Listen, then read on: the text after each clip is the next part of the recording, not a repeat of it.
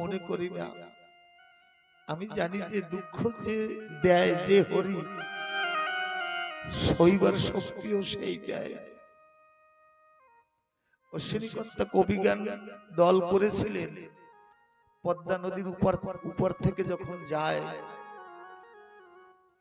তখন একটা বড় তুফান এসে অশ্বিনীকর্তার যে বস্ত্র ছিল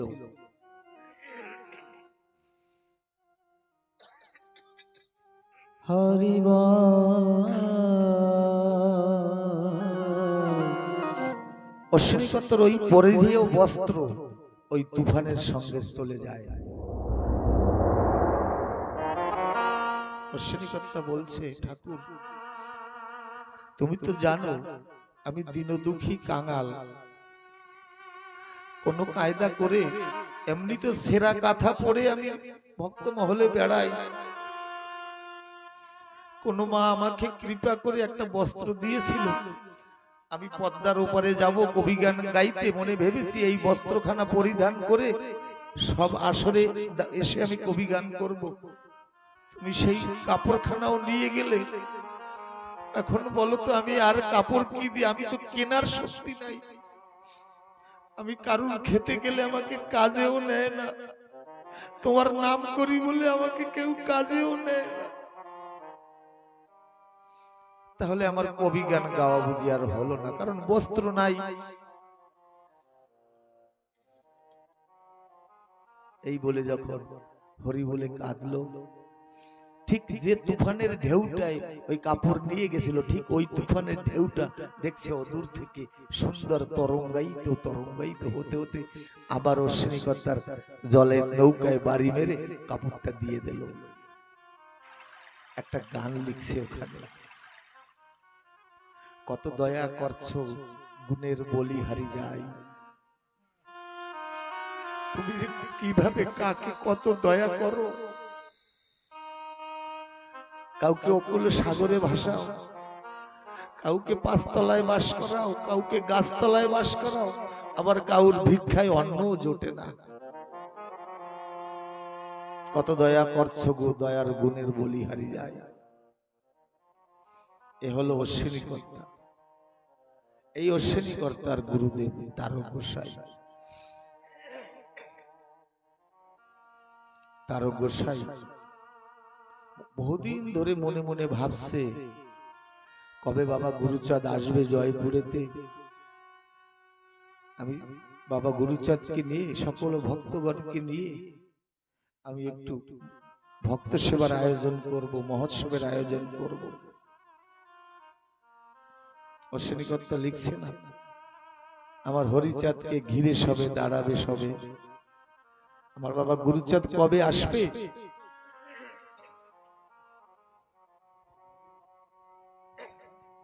হরিবা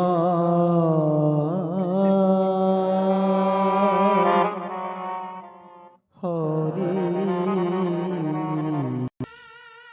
হরিবা ভক্ত যিনি ভগবান, যিনি যে যেমন চিন্তা খান চিন্তামণি তেমন তিনি যোগান। ওদিকে ধামে বসে ডেকে বলছে, অবিচরণ অনুকূল বিপিন, আমার যে বহুদিন হলো তারকরে দেখার, তারক দাদাকে দেখার ইচ্ছা জাগে, পানসি কর না, আমরা একটু জয়পুর থেকে ঘুরে আসি।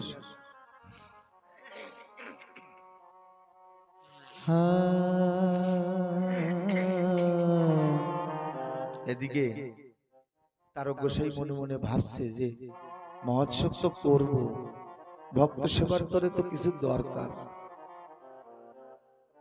গুরুচাঁদ ঠাকুর তরি সাজিয়ে সকলকে বলছে, চলো এবার তারক গোসাইয়ের বাড়িতে যাব। শান্তিমাকে গিয়ে বলছে, মা তুমি তো তোমার তারককে বর দিয়েছিলে না, যেদিন শাখা এনে দিয়েছিল তোমাকে, যে তারকের জীবনে কোনোদিন ধন কষ্ট হবে না। আমি সকল ভক্তদের নিয়ে যাচ্ছি জয়পুরে, ওর যেন ধনের কষ্ট না হয়। শান্তিমা বলছে, ঠাকুরও আশীর্বাদ করে গিয়েছিলেন, আমিও আশীর্বাদ করছি, তুমি যাও। ওরা কান্দি থেকে রওনা হয়েছে, জয়পুরে এসেছে, নবগঙ্গার পার হয়ে এসে তারকের বাড়িতে যখন পদার্পণ করবে, সকল গ্রামবাসী সকল ভক্তবৃন্দ ডঙ্কা কীর্তন করে আমার গুরুচাঁদ ঠাকুরকে বরণ করে নিয়েছে, সকল ভক্তদের নিমন্ত্রণ করেছে, কীর্তন হচ্ছে, মানুষ মাতোয়ারা হয়ে গেছে। গুরুচাঁদ ঠাকুরের বদনে হাসি নাই। তারকর্তা লক্ষ্য করেছে এত হরিভক্ত কীর্তন করছে, আমার গুরুচাঁদ ঠাকুরের প্রফুল্লিত মন কেন নয়? কাছে গিয়ে প্রণাম করে বলছে, বাবা আমার কি কোনো ভুল হয়েছে? বলছে, না ভুল না, তবে একজন ভক্ত মাকে তুই নিমন্ত্রণ করিসনি। সেই ভক্তা মা ভাঙা ঘরে বসে গুরুচাঁদ গুরুচাঁদ বলে চোখের জলে ভাসে। ওই জয়পুরের পাশে কোলাগ্রামে একজন বিধবা মেয়ে ছেলে ছিলেন, যার নাম সাধনা। তুই সেই সাধনাকে নিমন্ত্রণ করিসনি, তাই সে বারান্দায় বসে হরিচাঁদ গুরুচাঁদ বলে, তারকচাঁদ বলে চোখের জলে ভাসছে। আমার এই হরি নামে মন লাগছে না, তুই সাধনাকে একটু নিমন্ত্রণ দিয়ে আসবি। ওই সাধনাকে নিয়ে তারক গোসাইর নামে অনেকটা উল্টা অপবাদ দিয়েছিল গ্রামবাসীগণ। সেই কারণে তারক গোসাই সাধনাকে নিমন্ত্রণ করেনি। গুরুচাঁদ ঠাকুরের যখন আদেশ হল, গিয়ে সাধনাকে বলছে, সাধনা তোমার সাধনায় গুরুচাঁদ ঠাকুর কৃপা করেছে, তুমি এসো। তোমাকে আমি তো নিমন্ত্রণ করিনি, কিন্তু যে সর্বজগতের মালিক সে তোমাকে নিমন্ত্রণ করেছে, এইবার চলো।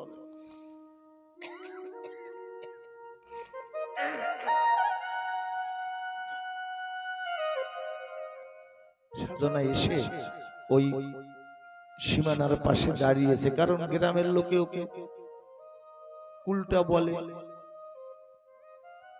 দূরে দাঁড়িয়েছে, গুরুচাঁদ ডেকেছে, আমার কাছে আয় মা। কাছে এসেছে, প্রণাম করেছে।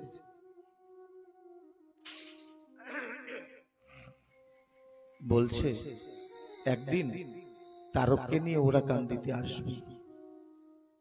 এই বলে গুরুচাঁদ ঠাকুর মহোৎসব বিশ্রাম করে চলে গেছেন। যখন ওরা কান্দি যাওয়ার অনুমতি পেলেন, এখন ওই তারক গোসাই বলছে, সাধনা একটা কাজ করবে, দুইজন যদি একসঙ্গে গ্রাম থেকে প্রস্থান করি, লোকে দেখবে, আবার একটা কুমন্তব্য করবে তারা। কারণ পাপাচ্ছন্ন জীব, অন্নগত প্রাণ, জনিগত মন। এই বললি তুমি ঠিক তোমার গ্রাম থেকে রওনা দেবে, আমি আমার গ্রাম থেকে রওনা দেব। এইভাবে দিন ধার্য হয়েছে। তারক গোসাই চলে গেছে নবগঙ্গার তীরে, মধুমতির তীরে। এদিকে সাধনা মনে মনে ভাবছে, হে ঠাকুর, আমি তো দিন দুঃখী, কাঙালিনী, অভাগিনী। শুনেছি বন্ধুর গৃহে, দেবালয়, গুরুগৃহে যেতে গেলে কিছু নিয়ে যেতে হয়। আমার কাছে তো এমন কিছু নাই যে আমি নিয়ে যাব। এই বলে চোখের জলে ভাসছে। হঠাৎ কে যেন খিলখিল খিলখিল করে হেসে বলছে, ওরে পাগলি, আমাকে নিয়ে যা। আবার ওর পাশ থেকে আরেকটা শব্দ এসেছে, ওরে পাগলি, আমাকে নিয়ে যা। মানে শাখায় প্রস্ফুটিত পুষ্প, রং বেরঙের ফুল ফুটে আছে, ওরা ডেকে বলছে, আমাকে নিয়ে যা। সাধনা মনে ভাবছে, বনের পুষ্প, তার এতটা গুরুচাঁদ চরণ সাজানোর জন্য এতটা আপ্লুত, এতটা চেষ্টা, এতটা বিরহী উৎসাহী, আমি মানুষ হয়ে তাই বুঝি না। সুন্দর সুন্দর ফুল চয়ন করেছে, চয়ন করে সুন্দর ভাবে মালা গেঁথেছে, মনের বেদিতে নয়ন জল দিয়ে সুন্দর মালা তৈরি করে আঁচলে বেঁধে চলছে নবগঙ্গার তীরে। সাধনা মনে মনে ভাবছে সকলে সকল কিছু দেয়, আমি গিয়ে এই মালা গাছ গুরুচাঁদকে পড়াবো, বলবো আমি আর কিছু দিতে পারছি না, কত লোকে তোমাকে কত কিছু দেয়। এই ভেবে যখন গিয়েছে তখন ওই নদীর পাড়ে গিয়ে মাঝি এসেছে। অপরাহ্নে সকল বহর চলে গেছে, পারে আর পারাপারের নৌকা নাই। তারক গোসাই মনে মনে বলছে, সাধনা মনে হয় আর বাসনা পূর্ণ হলো না, ওরাকান্দি যাওয়া হলো না। বলে কেন? বলে মাঝি নাই। লক্ষ্য করছে একজন ছোট্ট বালক নৌকা নিয়ে আসছে। বলছে তোমরা কি ওপারে যাবে? বলছে হ্যাঁ। বলে এসো। তরিতে উঠলো। তারক গোসাই জিজ্ঞাসা করছে, তুমি এত ছোট্ট মানুষ, পারাপারের নাবিক বুঝি? বলে না, সব দিন আমার বাবা পারাপার করে। বাবা বলছে অবেলায়, আমি তো সকল বেলায় পার করি, তুই অবেলায় পার করবি। অবেলায় কোনো ভক্ত এসে যদি নদীর পাশে দাঁড়ায়, তাকে তুই পার করবি, তাই বাবার আদেশ পেয়ে আমি এসেছি। ওই তরিতে পার উঠলো। যখন ওই পারে যাবে যাবে ঠিক এমন সময় ছোট্ট মাঝিটা বলছে, আচ্ছা তোমরা পারের নিয়ম জানো তো? পারাপারের জন্য কিছু করি দিতে হয়। তারক গোসাই ধুতির অঞ্চল থেকে একটা করি বের করে দিয়েছে ছোট্ট নাবিককে। কিন্তু সাধনা কি দেবে? সাধনার কাছে তো কিচ্ছু নাই। মাঝি বলছে তাহলে তোমাকে পার করব না যদি কিছু না দিতে পারো, আর যদি কিছু না দিতে পারো তোমার ওই অঙ্গ যে ঢেকেছো ওই বস্ত্রখানার এক খণ্ড কেটে আমাকে দাও। সাধনা মনে মনে ভাবছে গুরুচাঁদকে দেখার এত বড় পরীক্ষা। মাঝি বলছে কিছু তো দিতে হবে। আচ্ছা বলো তো ওই অঞ্চলের তলে কি লুকিয়ে রেখেছো? সাধনা বলছে না না, এইটা আমি দেব না। মাঝি বলছে তাহলে তোমাকে পারও করতে পারবো না। সাধনা বড় সংকটে পড়ে গেছে। মনে মনে ভাবছে কিচ্ছু নাই, আমি দুঃখিনী, একটা মালা গেঁথেছিলাম গুরুচাঁদের জন্য, সে মালাটাও তুমি নিয়ে নেবে। তাই বলে সাধনা ওই মালাটা ছোট্ট নাবিকের গলে পরিয়ে দিয়েছে। বলছে এইবার তুমি যাও। রওনা দিয়েছে। গিয়ে বলছে তারক গোসাই চলছে, সাধনা অনেক পিছনে চলছে। মনে মনে ভাবছে আমি বড় আশা করে একটা মালা গেঁথেছিলাম, সে মালাটাও নিয়ে নিল। আমি কি কি বলবো? গুরুচাঁদ ঠাকুর যখন আমার কাছে কিছু চাবে, বলবে মা কি এনেছিস, তখন কি তাকে দেব? এই ভাবছে আর মাথা নিচু করে চলছে। গিয়ে তারক গোসাই প্রণাম করার সঙ্গে সঙ্গে গুরুচাঁদ বলছে, কই সাধনা কই? যার সাধন বলে এই মহিতলে কত মানুষ হরিচাঁদকে পায়, সেই সাধনা কই? সাধনা এসে মাথা নিচু করে দাঁড়িয়ে রয়েছে। গুরুচাঁদ ঠাকুর বলছে, ও সাধনা একবার আমাকে দেখ। সাধনা বলছে, মনে মনে বলছে, না ঠাকুর, আমি নিজের নজরে আমি ছোট হয়ে গেছি। কিছু নাই বলে বনের পুষ্প হেসে হেসে আমাকে সান্ত্বনা দিয়ে বলেছিল সুন্দর মালা গেঁথে দিয়ে যা। সেই মালা গাছ আমি আনতে পারিনি। আমি নিজের কাছে ছোট হয়ে গেছি। আমি তোমার ওই মুখখানা ভুবন ভুলানো মুখ আমি দেখতে পারি না। গুরুচাঁদ ঠাকুর বলছে না, একবার তো দেখ। আমাকে দেখার জন্য কত মুনি কত যোগী ঋষি ধ্যানে বসে থাকে, সাধন ভজন করে, কত ভক্ত ধুলায় গড়াগড়ি করে আমাকে দেখার জন্য। তুই একবার আমাকে দেখ। বারবার বলার পরে সাধনা যখন গুরুচাঁদের মুখের দিকে তাকালো, দেখছে যে মালা গাছ ওই ছোট্ট মাঝির গলে দিয়েছিল, সেই মালা গাছ ওই গুরুচাঁদ ঠাকুরের গলায় দুলছে। তখন সাধনা গুরুচাঁদ ঠাকুরের চরণ ধরিয়ে বলছে, তুমি তো এই ভবপারের মাঝি, শেষের দিনে তুমি আমাকে পার করে নিও। তুমি প্রমাণ করেছো তুমি অবেলার মাঝি। সাধনার মালা। সেই দিন থেকে সাধনার মনে এই ঢেউ লেগেছে। এই ঢেউ যদি একবার কেউ ধরতে পারে, প্রেমের ঢেউ, কেউ যদি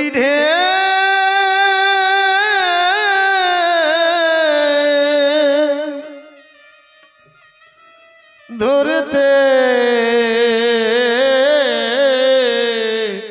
পারো, প্রেম সরোবর অরে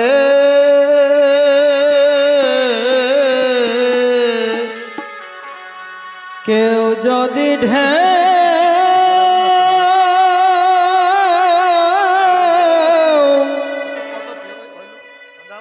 ধরতে পারে, প্রেম সরোবরে প্রেম সরোবরে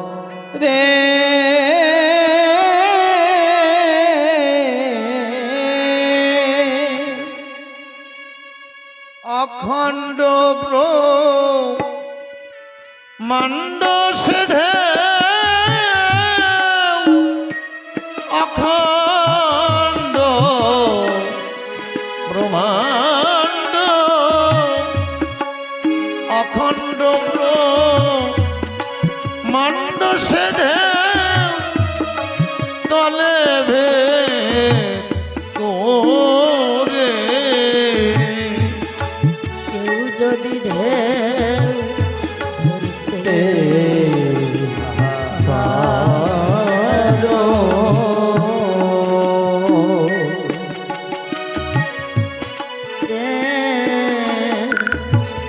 সরোবরে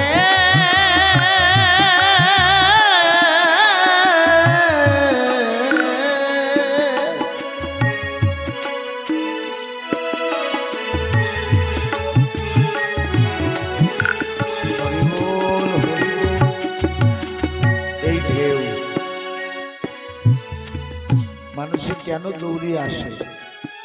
আর সবার মধ্যে এই প্রেমের ঢেউটা চলছে। ঢেউয়ের তালে তালে মানুষের জীবনটা চলছে। এই ঢেউতে বলে দিচ্ছে এই একদিন মহাকালের ঢেউ আসবে, যেদিন তোর এই জগৎ ছেড়ে চলে যেতে হবে। কোনো অজুহাত তখন চলবে না। এখন কেউ যদি হরিসভা মহোৎসবে ডাকে, দিদি রে চল যাই, বলছে না আমার নাতিটাকে দেখতে হবে। কিন্তু যেদিন নিয়তি এসে ডাক দিবে, সেদিন আর ওই নাতির কথা মনে থাকবে না, ওই ব্যবসার কথা মনে থাকবে না। সেদিন নিয়তির ডাকে আমার রওনা দিতে হবে। কত না ঘুরেছি গয়াকাশী বৃন্দাবন, কত না ঘুরেছি, সুন্দর সুন্দর পুতুল কিনে এনে ঘর সাজিয়েছি। ওই পুতুল সবাইকে ফেলে দিয়ে আমার চলে যেতে হবে। এইরকম ঢেউ লাগা একজন মানুষ ছিল, রামধন, জনম অন্ধ। সকলে ওরা কান্দি যায়, বাবাকে বলছে, বাবা আমিও যাব। ওরা কান্দে, বলে তুই যে যাবি, তুই তো চোখে দেখিস না, কি গিয়ে দেখবি? সবাই তো হরিচাঁদ ঠাকুর গুরুচাঁদ ঠাকুরকে দেখতে যায়, তুই গিয়ে কি দেখবি? বলছে আমাকে নিয়ে তো চলো। নিয়ে গিয়েছে, মেলা ঘুরে বাড়ি চলে এসেছে। গ্রামবাসী জিজ্ঞাসা করতে, ও রামধন, সবাই তো দৃষ্টি দ্বারা সকল কিছু দেখে, তুই কি দেখেছিস?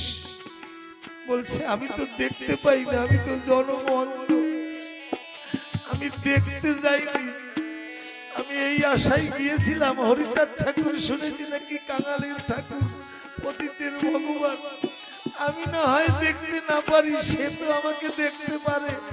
আমি সেই আশায় বুক বেঁধে গিয়েছিলাম, যদি সে আমাকে একবার দর্শন করে আমার এই জনম অন্ধ জীবন ধন্য হয়ে যাবে। হরি বল, হরি বল, হরি বল। আমি সেই আশায়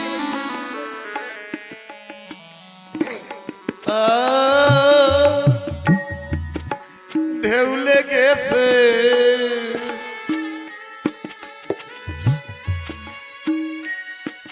যারা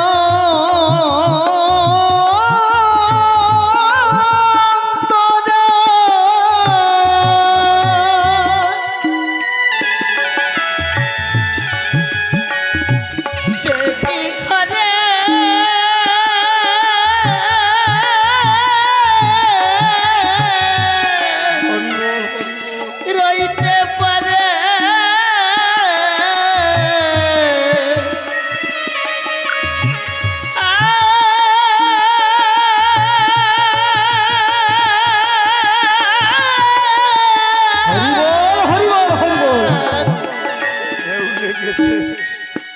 ঢেউ লেগেছে,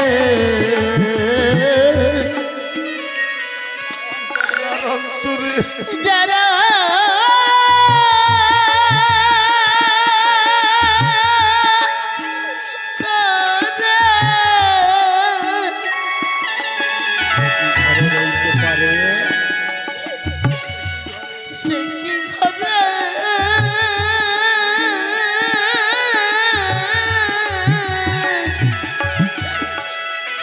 রইতে পারে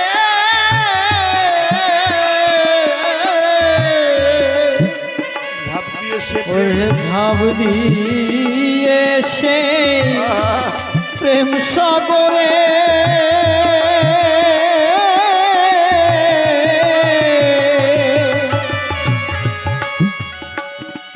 অস ঝাঁপ দিয়ে অস ঝাঁপ দিয়ে সেই প্রেম সাগরে আর ফিরে লোনা ঘরে।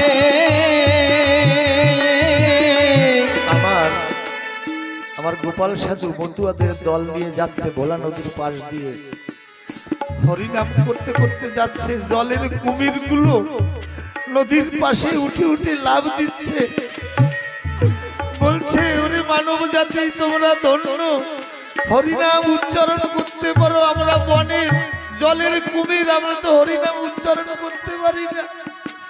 একবার নদীর পাশে চরণ ধুলি চরণখানা দাও, ওই চরণ যদি একটু স্পর্শ করতে পারি হয়তো পরজন্মে হরিভক্ত কৃষ্ণ ভক্ত হতে পারবো। ওরে ঝাঁপ দিয়েছে এই প্রেম সাগরে,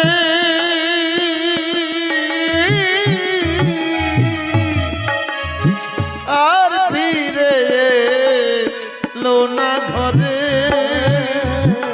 সে ঝাঁপ দিয়েছে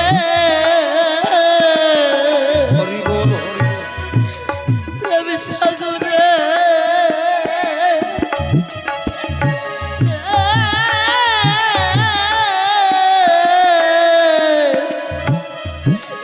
আর ফিরে লোনা ঘরে। কেউ যদি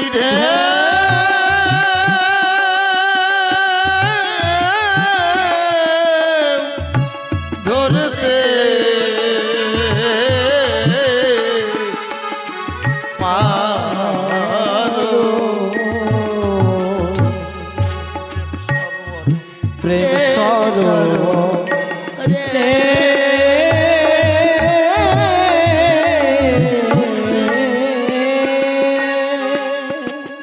এই ঢেউ লাগা মানুষ দেখলে বোঝা যায়, এই ঢেউ যার অন্তরে একবার লেগেছে, এই ঢেউ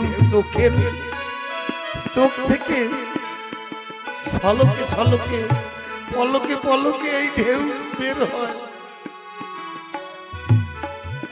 বলছে, বলিস সখী, বলিস ডুবেছে রাই কলঙ্কিনী কৃষ্ণ প্রেম সাগরে, যা ফিরে যা ঘরে। এই ঢেউ যার একবার লেগেছে সে আর ফিরে যায় না ঘরে। ঢেউ লেগে কেউ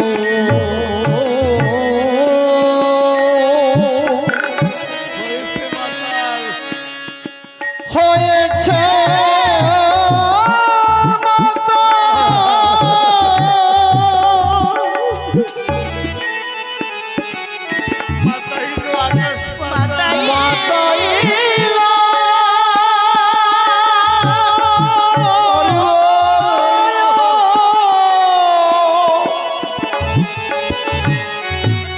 আকাশ পাতা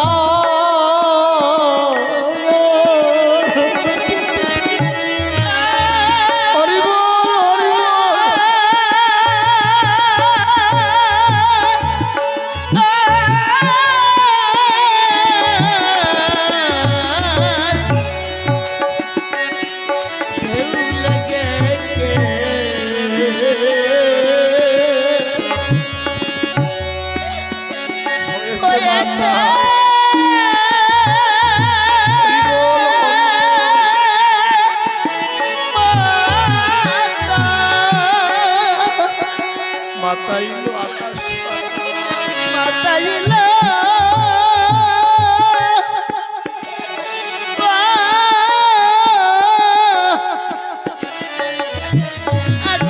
পাতা। ও সে জয় করে সে কাল মহাকাশ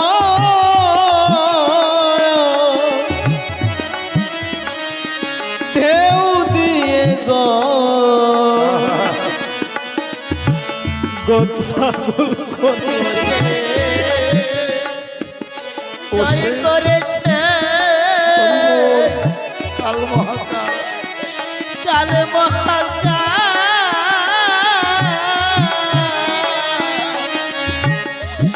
ঢেউ দিয়ে গোতে মাতাল মাতাল করে।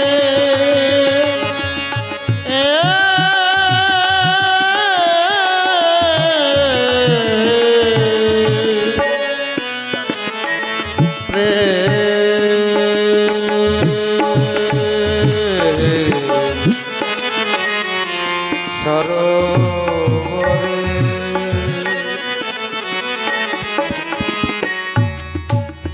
এই ঢেউ যার একবার লেগেছে তারা কুলতে দিয়ে যায় গো চলে, তারা কুলে রইতে পারলো না।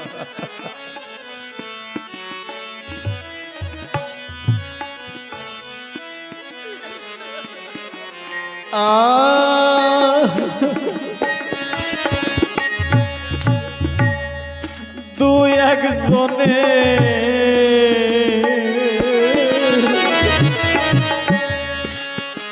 সবার বাকি হয় না,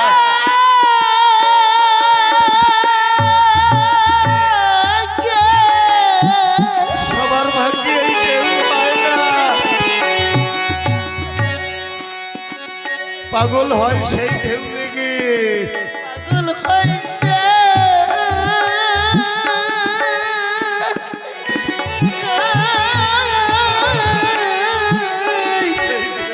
সেই ঢেউ লেগে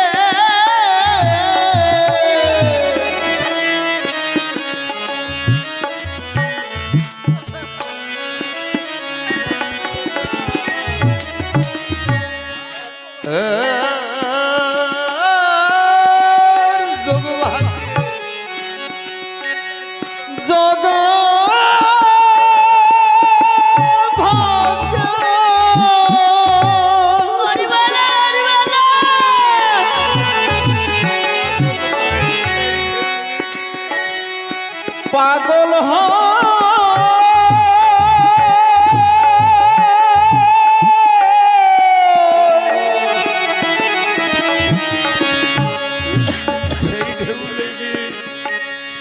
সেই ঢেউ লেগে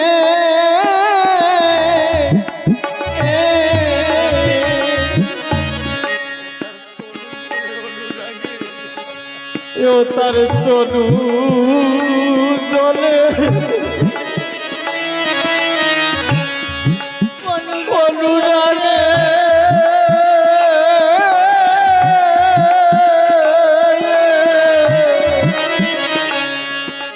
প্রেমানন্দে নৃত্য করে আনন্দে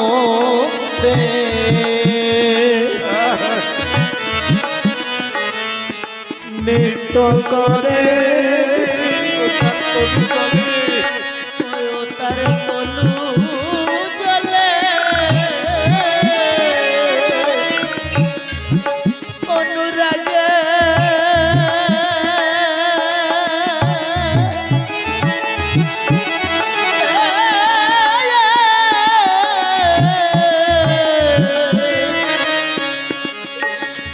প্রেমানন্দে নৃত্য করে আরে প্রেমানন্দে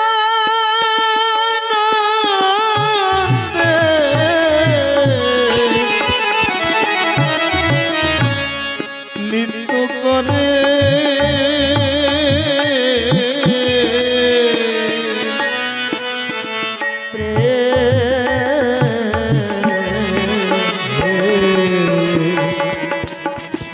সরোবরে কেউ যদি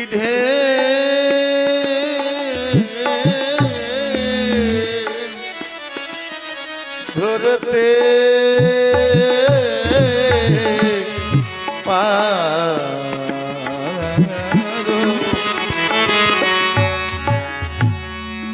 প্রেম সরোবরে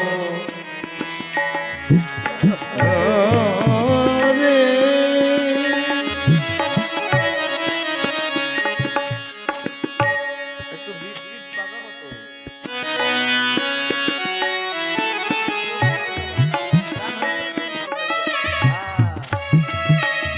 হরি বল হরি বল। আহা।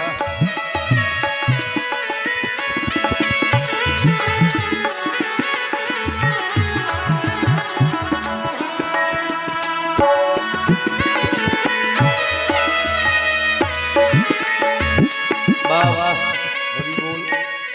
একদিন গোলক পাগল মাকে বলছে, মা, গোলক পাগলের মা বলছে, তুই কোনো কথা বলবি না, গৃহে কোনো কাজ করিস না, তুই তোর দাদা খালি রাগ করে, জমিতে কত ধান কাটা রয়েছে তা নিয়ে তুই রেখে মহোৎসব করে বেড়াস। এই জানারা যে সকল ভক্তরা মহোৎসব করে তারা জানে যে কত কর্ম ফেলে আসে মহোৎসব করতে, কত কষ্ট সহ্য করে। গোলক পাগল বলছে, আমি তোমার সকল কথা শুনবো, সকল কথা ও কাজও করব, আমাকে 10টা টাকা দাও মা। বলছে 10টা টাকা কি করবি বাবা? মায়ের মন তো, সন্তান যদি কিছু চায় না দিয়ে পারে না। বলছে বহুদিন আগে তোর দাদা আমাকে 10টি টাকা দিয়েছিল বৃন্দাবনে যাব বলে, রাস্তার খরচ, সেই 10টা টাকা আছে, কি করবি বাবা? গোলক পাগল বলছে, মা, আমি যখন ওড়াকান্তি যাই, কত বড় বড় ভক্তরা, পয়সাওয়ালা মানুষরা ঠাকুরের জন্য রামদিয়া বাজার থেকে কত ভালো ভালো খাবার নিয়ে যায়। আমার মনে বাসনা জেগেছে আমি ঠাকুরের জন্য, হরিচাঁদ ঠাকুরের জন্য একটু মিষ্টি নিয়ে যাব। আমার গোলক পাগলের মা যখন ওই মিষ্টি ঠাকুরকে খাওয়াবে শুনেছে, গোলক পাগলের মা বলছে, আমার এই জন্মে বৃন্দাবনে যদি আমি নাও যাই আমার দুঃখ নাই, তুই এই 10টা টাকা নিয়ে যা, কমসে কম এই বলে মনে শান্তি তো পাবো যে তুই হরিচাঁদ ঠাকুরকে একটু মিষ্টি কিনে খাওয়িয়েছিস। আমি তো মনে মনে শান্তি পাবো যে আমার পেটের সন্তান হরিচাঁদ ঠাকুরকে কিছু খাইয়েছে।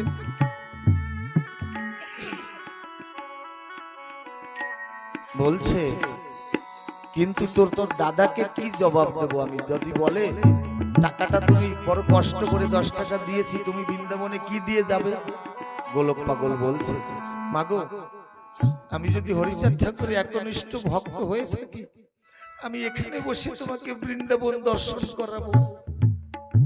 গোলকের মা গোলককে জড়িয়ে ধরেছে। বাহ, ধন্য দয়াল হরিচাঁদ, ধন্য দয়াল হরিচাঁদের ভক্ত যে অধুনা বাংলাদেশে বসে বৃন্দাবন দর্শন করানোর মতো শক্তি রাখতে।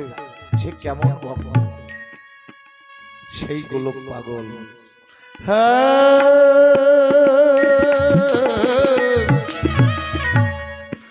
ঢেউ লেগেছে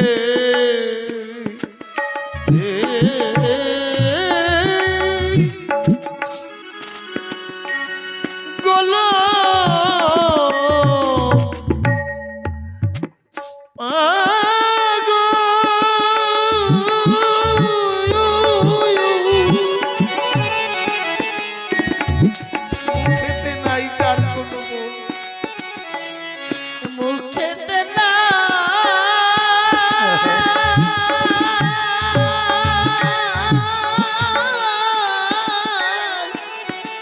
আর কোন বল, আর কোনো বল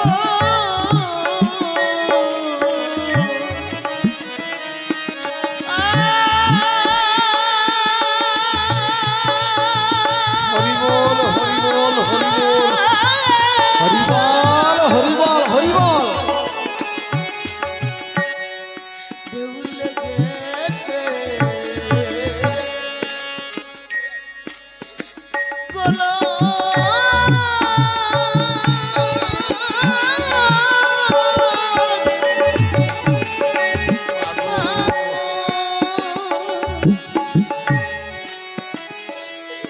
মুখেতে নাই হরি বল।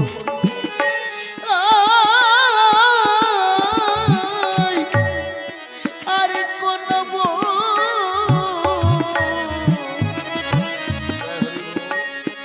ওরে জয় হরি বল, গৌর হরি বল,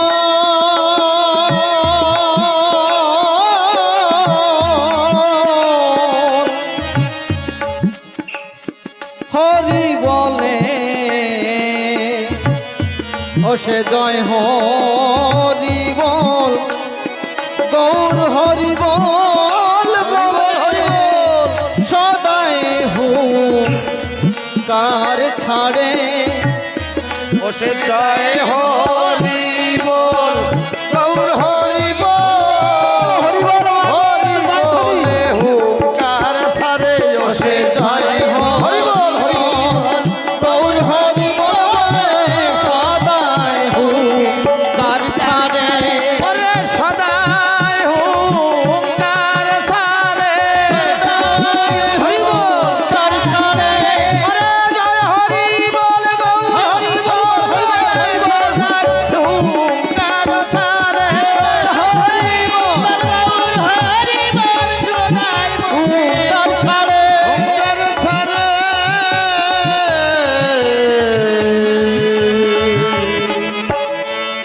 প্রেম সরোবরে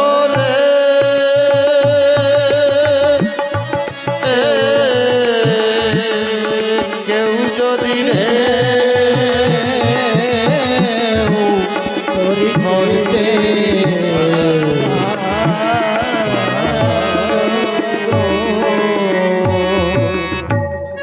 আজকে আমরা এই ঢেউ ধরে নিয়ে যাব, হৃদয়েতে রাখবো এই ঢেউটা।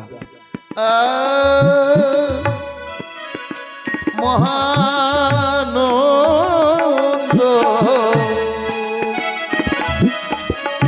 ও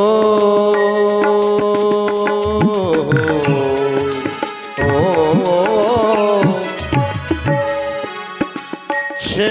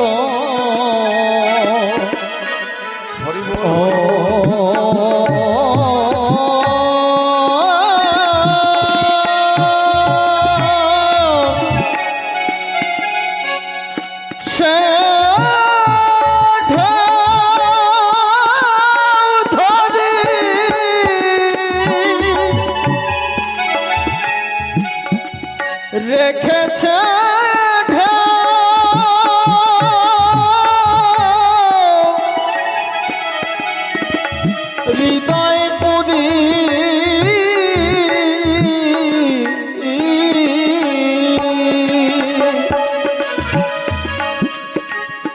ওরে মাতাইল পুরুষ নারী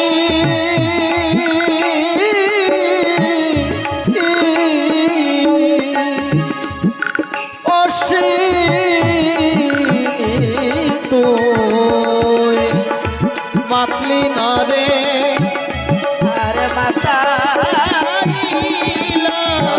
হরিবল হরিবল হরিবল পুরুষ নারী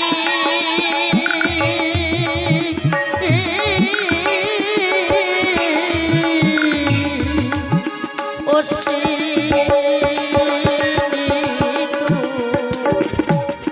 মাতৃ নারে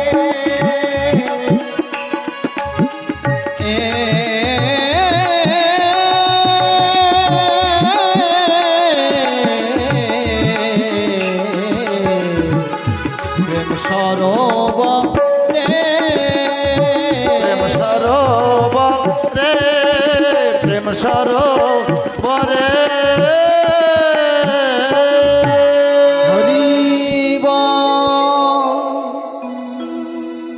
হরিবোল হরিবোল কেন হেন হলো কেন জাগিয়াছে জাতি কে করেছে প্রাণ দান জেগে সারা রাতি। আজ আমরা গুরুচাঁদকে মানতে চাই না, নমশূদ্র জাতিরা মানতে চায় না। সমগ্র নমশূদ্র জাতিতে সকলে কিন্তু মতুয়া নয়, তাকে উপাস্য দেবতা আরাধ্য দেবতা ভগবান বলে মানার দরকার নাই। কিন্তু নমশূদ্র জাতির জন্য গুরুচাঁদ ঠাকুর যা করেছে সেটা স্বীকার করতে কোথায় আমাদের অপরাধ, কোথায় কুণ্ঠাবোধ করি? আমরা যারা নিচু জাতি চন্ডাল ছিলাম, কত যুগ মানুষের আমরা পদানত হয়ে রয়েছি, এখনো সেই নমশূদ্র জাতির মানুষগুলো অন্য মত পথে যায়, কোনো বাধা নাই। তারা কোথায় বলছে না যে যাকে ভক্তি করো, কোনো বাধা নাই। কিন্তু মানতে বাধা কোথায়? যে গুরুচাঁদ ঠাকুর এই নমজাতির জন্যই করেছে। আজকে আমরা যে সিডেল কাস্ট সার্টিফিকেট ছেলে পেলেদের স্কুলে যে কাস্ট সার্টিফিকেট করি, এসসি লেখি, কার দৌলতে? এই গুরুচাঁদ ঠাকুরের দৌলতে।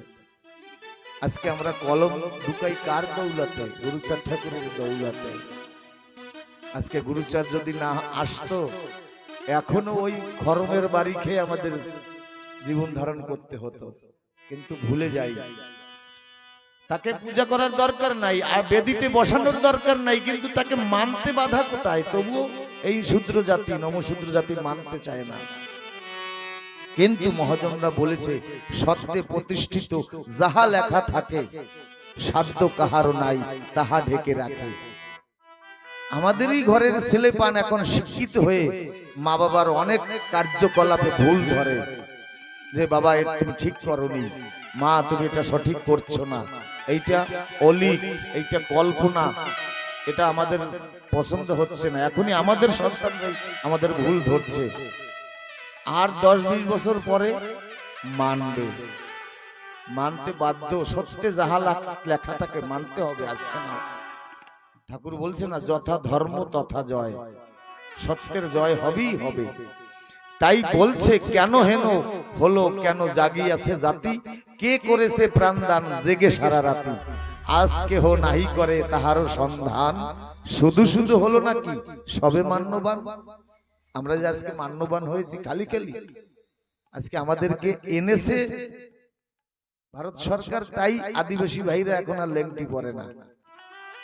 ওরা মানছে, এই বাঙালি ভাইরা যদি না আসতো আজকে আমরা এই সভ্যতা পেতাম না, আমাদের সেই লেংটি পরেই থাকতে হতো। ওরা আমাদের আদিবাসী ভাইরা আমাদের আদর্শ মানছে, কিন্তু আমাদের লেংটি যে দূর করেছে আমরা তাকে আদর্শ বা আইডেল মানি না। বারে মানব জাতি, বারে শূদ্র জাতি।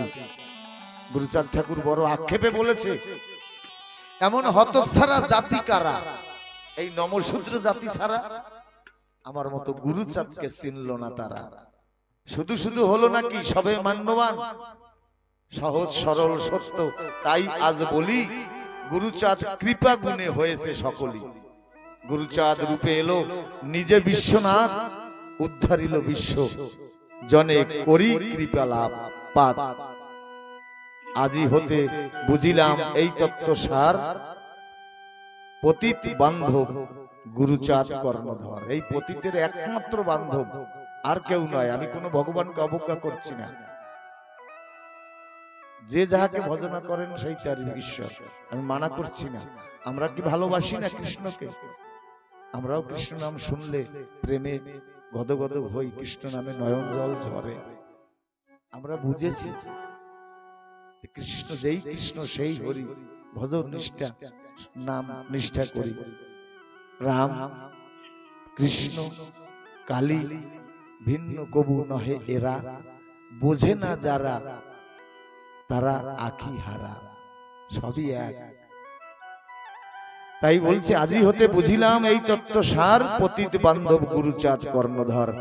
এলো ভাই গৃহবাসী দিন চলে যায়, এসো ভাই গৃহবাসী দিন চলে যায়, গেল দিন হয়ে লীন বড় রাঙা পায়, এমন দয়াল বন্ধু পাবে না কো আর, মোহ ছাড়ি ধরো পারি চলো ভব পার।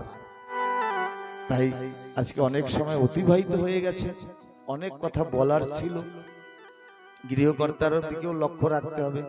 কালকের দল একটা আজকে এসেছে, যার কারণে একটু শ্রুতি মধুরতা ঘটেছে। তারপরে সবাই কর্মব্যস্ত, আগামী দিনে সকলে কর্ম আছে, সকল ছেড়ে এসেছেন। আজকে যা আমি দিতে পারলাম না, আগামী দিনের যদি ঠাকুর আবার কোনোদিন কোনো আসরে মিলায়, কারণ মিলাবে তো অবশ্যই, অজানা সুতার বন্ধন গড়ে দিয়েছে যশমন্তের নন্দন। আমাদের সবার সঙ্গে সবার সেই বন্ধনে আমরা বাধা আছি। সেই দিনের অপেক্ষায় আজকের মতন এখানে বিশ্রাম নেব, লীলামৃত বিশ্রাম করব। তার আগে ঠাকুরের একটু লীলামৃতের আরতি, ভক্তের আরতি, জগৎবাসীর আরতি আমরা সকলে মিশে নিত্য করে আমরা করব। হরি বল, হরি বল, হরি বল।